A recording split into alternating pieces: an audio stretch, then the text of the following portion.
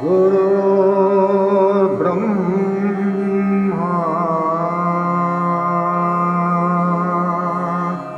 गुरुर्विष्णु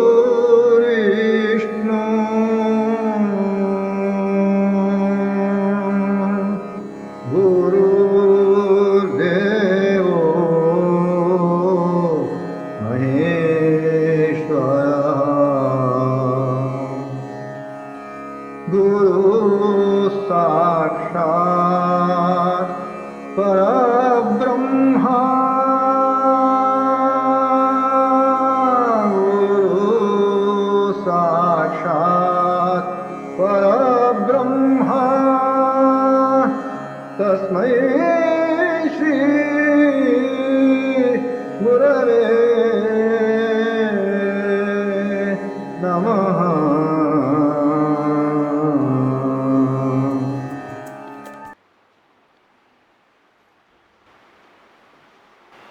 We are studying Plato's theory of ideas. As I told you, he is an idealist. Who is an idealist? You know. One who subscribes to the reality of the idea as against the object. The object and the idea, the object is a phenomenal thing. It is not real. The reality is the idea to it. That is what he asserts. If you examine a little deeper, you will find it to be very close to your understanding also. When I asked you, can you make a table again after it has been destroyed? You nodded affirmatively. How could you make it again? Unless you had the idea of the table with you already. You had the idea of the table already. What do I mean by it? The idea precedes the object. The idea is before the object. The object came into being after the idea. Reality will not come after phenomenal existence. Reality will precede phenomenal existence. That is the meaning. You also saw there is an idea corresponding to every class and not to every individual under that class. Because the important thing is the concept of the class. It is not the individual features which are important. The class traits, which is also the definition, that is the true existence of the object, and that is important and essential. Therefore, there is an idea corresponding, there is one idea corresponding to one class. There are not ideas corresponding to every individual under that class. You also saw ideas live in a world of their own. They live in a transcendental world. They do not belong to this world. Why? Because this world is only a changing phenomenon. Everything here changes and every moment it changes. Change is so ubiquitous as you saw in Heraclitus. Flux. It is flow only, flow, flow, flow. Nothing rests, nothing stays for a while even. A while is a very big thing, is even for a split of a second, nothing stays. It is all flux flowing. It cannot belong to this world, it belongs to another world. I also told you yesterday how is creation carried on then. Idea there, and the material necessary to the creation of the world is here. Plato says the idea comes from there. You can surmise it like this although.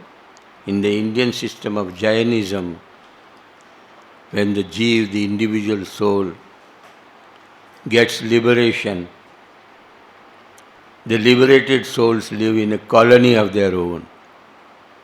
They live in a transcendental world. That is a funny way of talking, a colony of their own, but it is indeed a colony of their own. It is a separate world. The ideas also live in a separate world of their own, which is a transcendental world. The material to the creation, mind and matter, the two principles are already in the world. They are inert. They are brought under the governance of the idea. The idea impresses its form upon these material, and the particular objects of creation are thrown up. There is agency, this matter, daimurj as he calls it. We are not very interested in the story of creation as given by Plato. For us it is enough if we understand matter is here, idea comes into the world from the transcendental world, puts its impress upon the material made available, and then withdraws and recedes. The idea does not abide in the object, it only puts its imprint. What does it come to? It means objects of the world are only copies of ideas. As I have been telling you all along, reality belongs to idea, not to the object. Objects are only copies of ideas. And therefore, Plato, by the way, had no opinion for objects of art. He had no opinion for Mona Lisa, howsoever mighty it may have been, because Mona Lisa, supposing were a particular person, she herself was once removed from reality, her portrait is twice removed from reality. He had no opinion for objects of art. It is a matter of personal opinion, because it is twice removed from reality, copy of the copy. Mona Lisa herself is copy of the idea of Mona Lisa, and her copy, her portrait is her copy, means twice removed from reality. He had no opinion for objects of art. Anyway,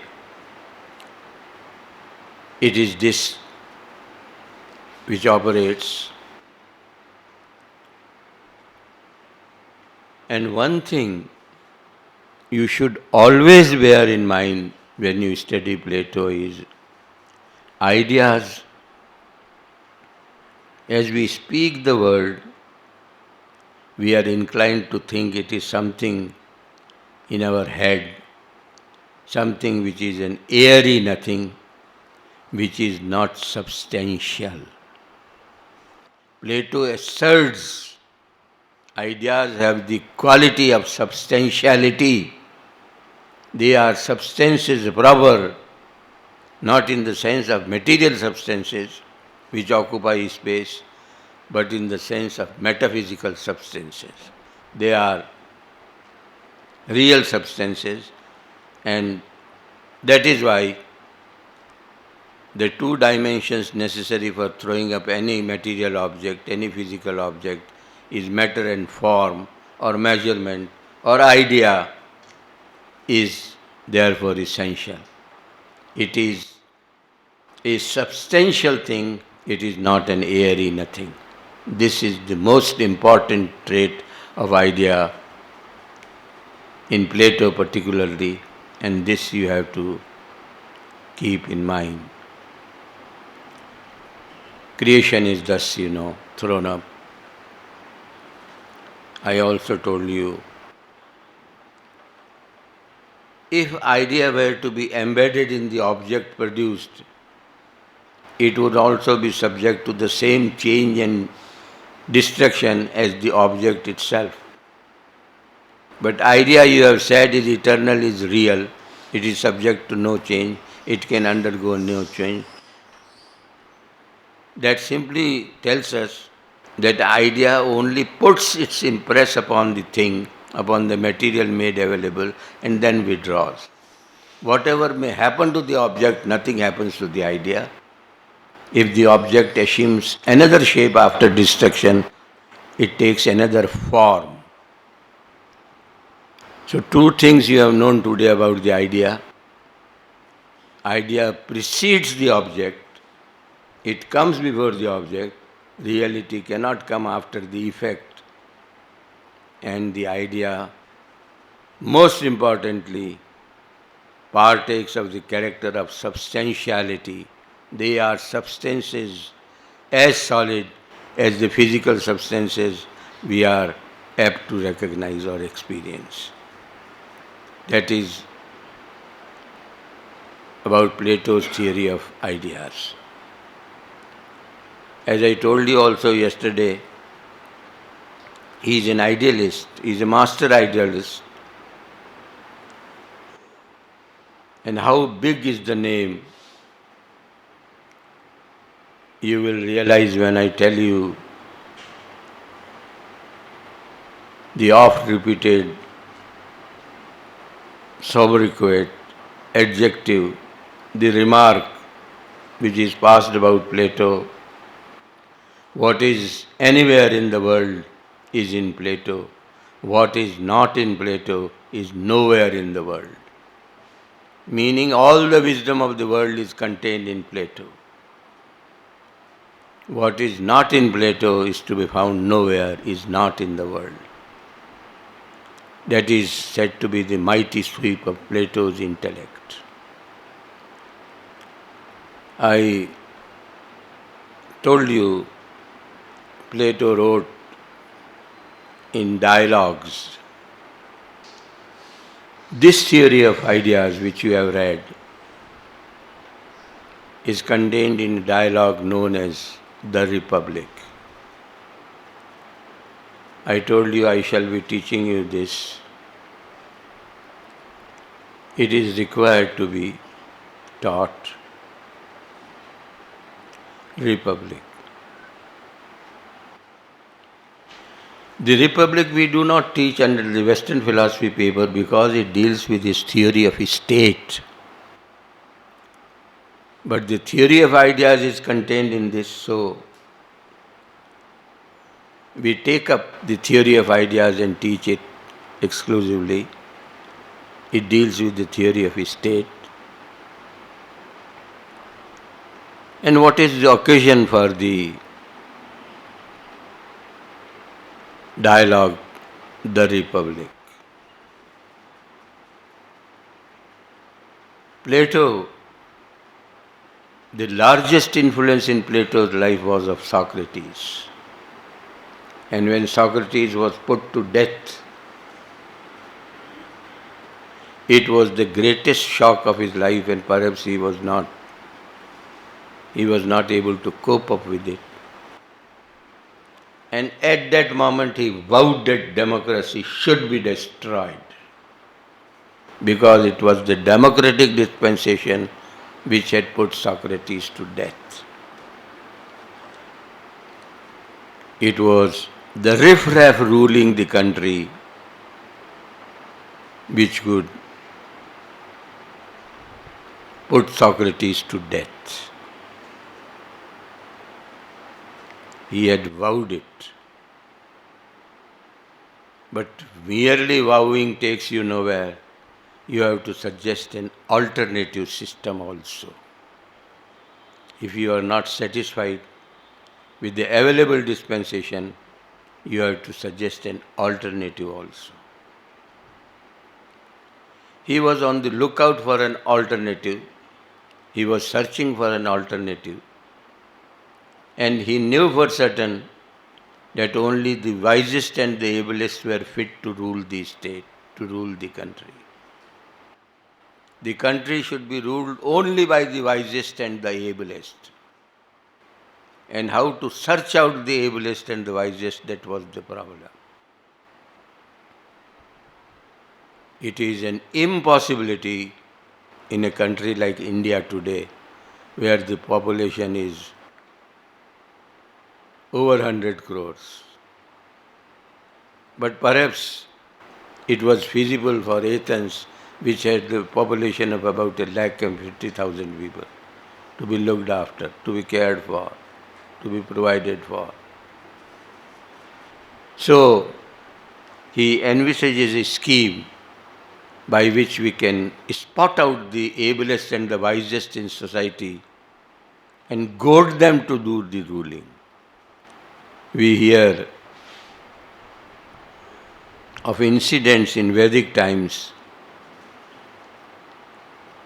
when people who were selected to be public leaders, they would very apologetically submit to be able to withdraw, humbly saying they were not capable to the post. But today, all the people in India are capable to lead the country. Not one or two, 20 or 1,000. All the people are able enough to lead the country. Anyway, this was his problem and he had to bring up a solution. You also saw he left Athens for about 12 years. He was studying the state structures, the class structures of the countries he visited, very developed countries, Egypt and these countries, advanced countries in those days. And a state is divided into classes, every state, and they have a very complicated structure of relationship. He was studying all this and he came up with a solution to the problem, how to find out the best and the ablest to do the ruling. He throws up this solution in his dialogue, The Republic. What does the word the Republic mean? Can you tell me what Republic means? What is the meaning of Republic? You don't know. Huh? Governed by the public. And what is democracy? You speak loud enough so that I can hear you. Democracy is by the people, of the people, for the people. And democracy is against the people and against the will of the people and against the people. You gave a very brilliant answer, but you do not know where this answer is from. Do you know it? Huh? Abraham Lincoln, where?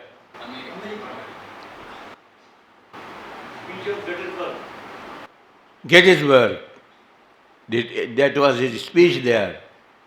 And at the end he used these words. Government of the people, by the people and for the people.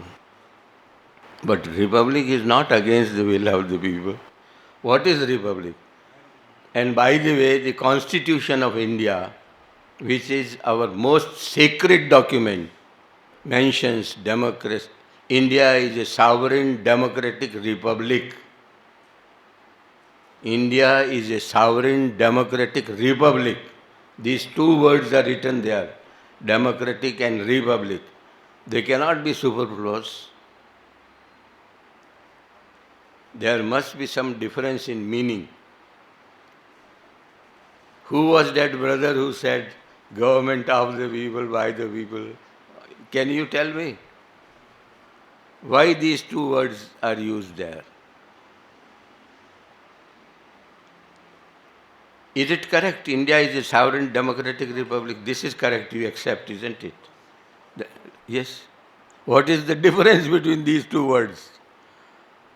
There surely must be a difference. Not one, how is it? I am very frustrated. Republic means free. Free. Free.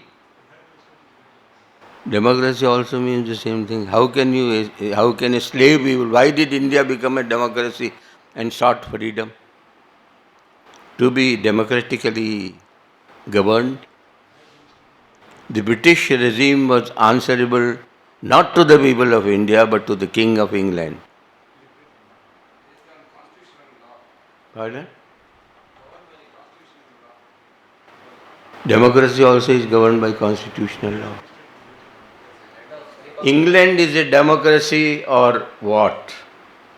Not. Monarchy, I did not ask you this question. I asked you, is England a democracy or not? It is a democracy. Is it a republic or not? No. Then what is the difference?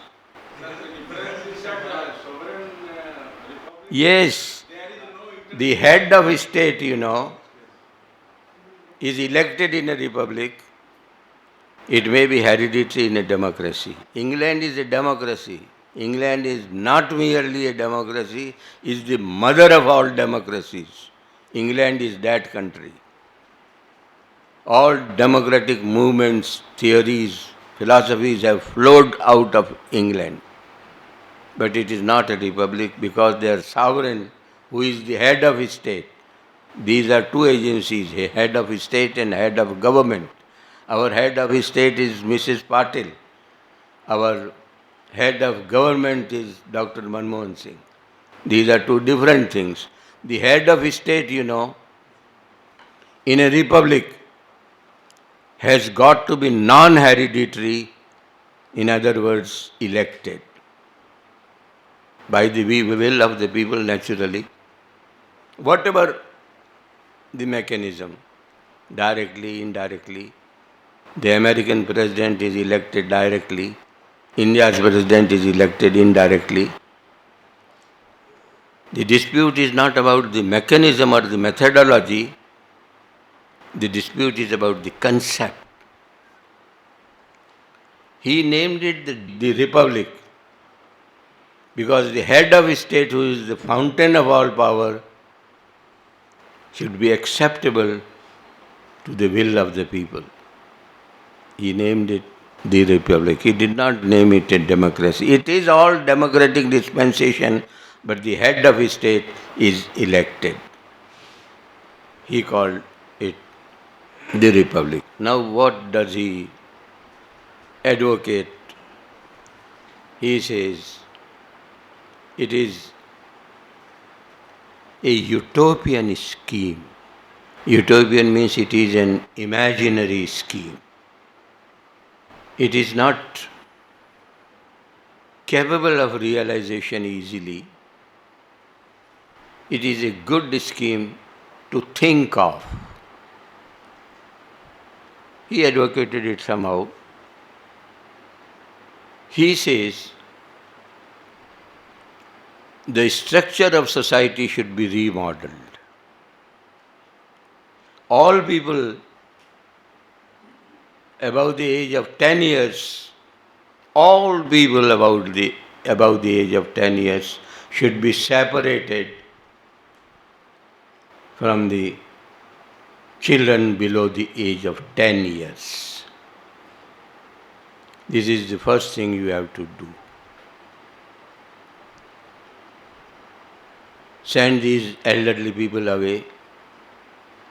Wean these people under the age of 10 from them. Take them to the countryside. And this whole lot of under 10, you leave to play and play and play.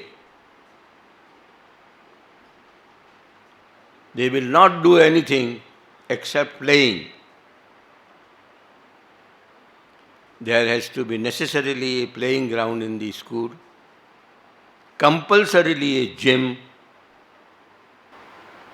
and all adjuncts for physical exercise. Till the age of 16, games and play, exercise, races. They will be indulging in these things, physical sports, all the while, till the age of 16 years. They will be given no teaching, no assignment, nothing. They will be asked to be playing all the while. The state will take care of them.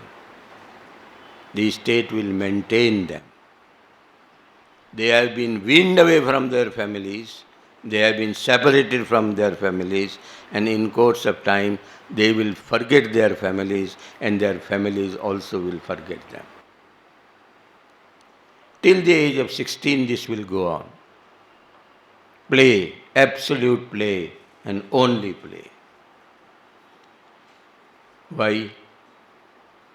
Plato says, the body must be built strong. Utopia must begin from the body. How much money is ruined of a state on medical bill? Pharmaceutical concerns these days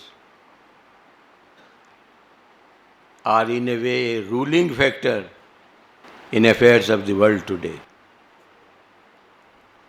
Plato says it is sheer wastage. If the body is healthy and strong, there will be no need for any medicine. The colossal medical bill which the state spends on health care should be avoided. It is sheer wastage. This can be done if the body is made strong. Plato is very scathing in his denunciation of health care. He says, health care, expenditure on medicine is the luxury of the idle rich. It is the luxury of the idle rich. It should be avoided at all costs. And it shall be avoided only if the body is made strong, healthy. He gives an example. A carpenter falls ill. He goes to an apothecary. In those days there weren't doctors, there were apothecaries, people who mixed powders and potions and doled them out to patients, and that was the treatment they did. Apothecary. He goes to an apothecary, he gives him medicine for a day, he takes, becomes all right, it is all right. If he suggests a regimen of a week or a month, the carpenter says, hell with it, takes medicine for a day or two, either recovers or dies. That is his attitude to the treatment of diseases. Plato says it is the luxury to go in for long regimens of treatment and all these things is the luxury of the idle rich, and it should be avoided at all costs. He laments the wastage of estate money on medical bills. So he says, for the first 6 years, they should be allowed to play and play only, so that the body is made strong. But all play and no other work would make of them fighting cocks. They will become pugnacious, fighting people, very quarrelsome, often taking to violence. They will be violently inclined. All sport, all game and nothing else will make them violently inclined. For every small thing they would be fighting. We don't want to have a race of fighting cocks. Some remedy must be found for it. And Plato says, after the age of 16, they should be taught some softer arts also, namely music. He says, music should be taught. It will make them soft. It will provide an antidote to the pugnacity which games and sports have induced in them. But too much of music also will make them effeminate, will make them female-like. That also is not desirable. So, the practice of solo music, single music, should be discontinued after 18 years or so. And choral music should be recommended. This is what Plato advocates. Music in those days, even today also, it is a way of treating many diseases. Hysterical women, particularly in those days, hysteric means who appear to be mad, they would be made to dance and dance on music, violent music, and something like this, They danced so vigorously that they fell down, went into a trance, slept for a while, and when they woke up, they were treated of the illness. Plato also reports it. Music that way is very worthwhile also, and they will be taught music. A little bit of elementary education also. The 3 R's as it is called, reading, writing and arithmetic. And when they have attained the age of 20 years, there will be a public examination. Open examination. No child would show any favoritism, any favor, nothing of the sort. It will be an open public examination. Every child will be provided every possible opportunity to prove his talent and merit, and there will be an open examination at the age of 20 years. Naturally, like all examinations, in this examination also, the majority will fail and the minority will make it to the higher grade. Except in modern times. Nowadays, the majority make it to the higher point and the minority cut a sorry figure. Matter of discretion, Our dispensation is like this, theirs was like that. The majority failed and the minority got through.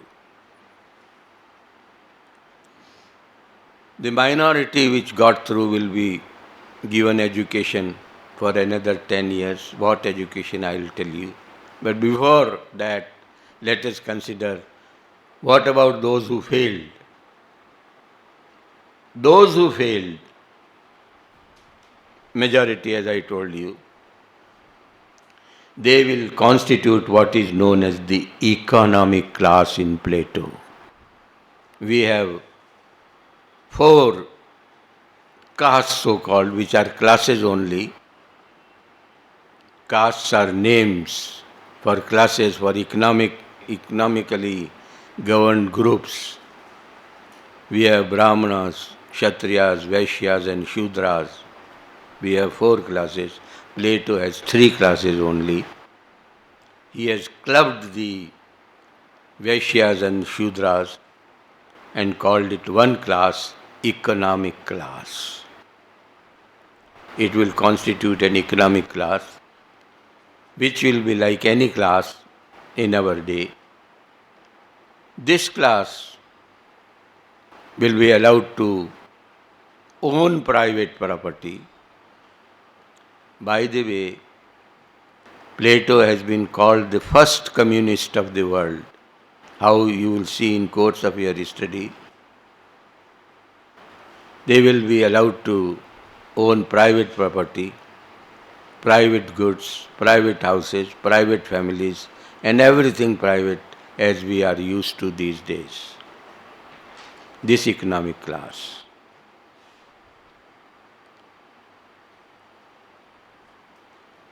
Possessions, private possessions, they will be allowed. But there was a rider also. More than 4 times the national average income, you will be duty bound to make over to the state.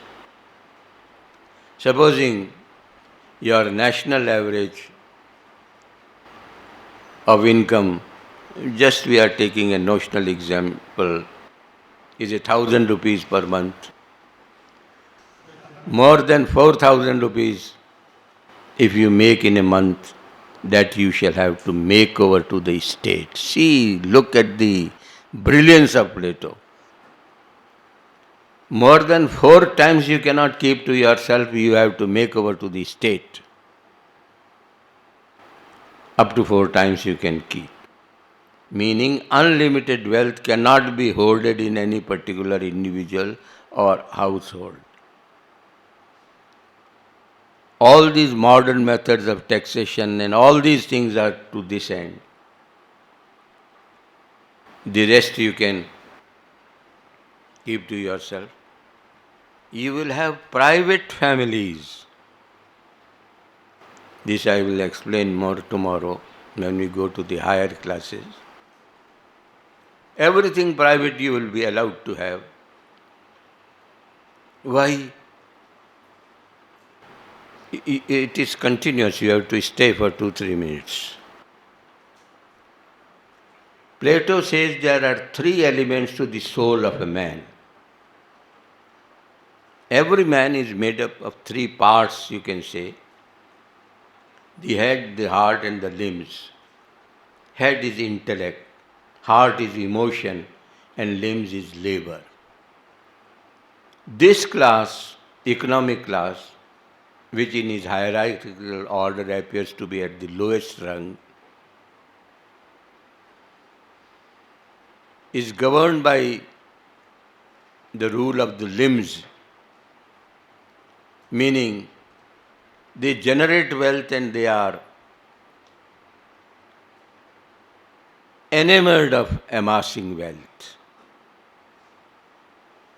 The tendency of this class is this way. They want wealth and they hoard wealth and they are happy if allowed all this. Plato says, they want it and let them have it so that they will let you do your work. Look at the brilliance of Plato. If you let them have what they want, they will let you have what you want. Otherwise, they will be disturbing you all the while. They will not let you have what you want. He says this economic class is inclined this way. This is their value. Goods are their value. Let them have goods so that they will leave you free to attend to the more business, serious business of a state. Hari Om.